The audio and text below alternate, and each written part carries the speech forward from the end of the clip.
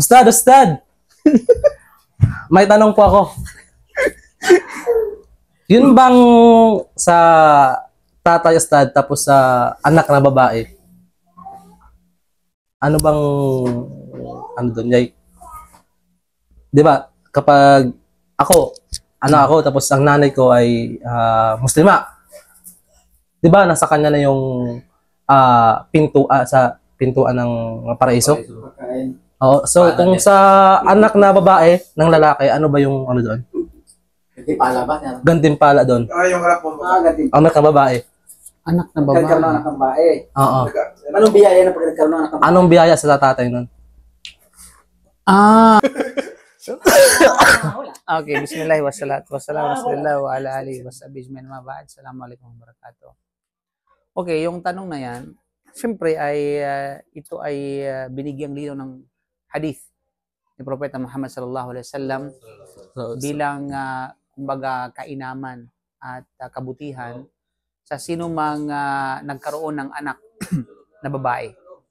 Nakasaad sa Muhammad sallam, sino man ang mayroong anak na 3 babae ay tunay na ay siya magkakaroon ng kumbaga ay sa pamamagitan nito ay magkakaroon siya ng garantiya sa kanyang paraiso. Ibig sabihin na assured sa kanyang tinatawag na paraiso kung ito ay inalagaan niya ng maayos at sinuportahan niya ng maayos at hinubog niya siyempre sa pananampalatayang Islam sa tinatawag na din sa din. Tinarbiyan niya ng mabuti. Tapos mayroong sabi, ya Rasulullah, paano yung mayroong 2 anak lamang? Sabi niya, oo. Meron din. Meron din para sa kanya. At paano yung 1 anak lamang? Diba? So hanggang sa dumating sa isa, magkakaroon din insyaAllah subhanahu wa ta'ala. So ibig sabihin dito, ang hindi kasi, actually, ano yan, yung hadith na yun, reply doon, o tugon doon sa mga paniniwala ng mga Arabo. Kasi ang mga Arabo noon, kaugalian nila kapag meron silang anak na babae, kinamumuhian nila yun. Para bagang sila pinagkaitan ng kabutihan at degrade sa kanila yun ba. Kumbaga ay walang kwenta. Kasi nga, yung mga Arabo noon, gustong-gusto nila yung magkaroon ng lalaki para maging warrior. Para tagapagbantay at tagapagtanggol ng kanilang tribo. Oh, tapos sila yung mga makikipaglaban talaga sa field. Kaya gustong-gusto na magkaroon ng anak na lalaki. Kaya pag may babae, kahiyan sa kanila 'yon. Tapos ang ginagawa ng iba ay talagang nililibing talaga ng buhay at pinapatay. So bilang tugon doon ay pinawalang bisyo ang ganong paniniwala at ganong kultura ng mga Arabo noon. Kaya Professor may nagpahayag ng bagay na ito na hindi kawalan. Ang ibig sabihin ay hindi kawalan at hindi kahihiyan ang sino mang magkaroon ng anak ng babae. Kasi nga yung pagkakaroon ng anak, babae man lalaki, yan ay sa kagustuhan ng Allah subhanahu wa ta'ala. Diba? At marami sa banal na Quran.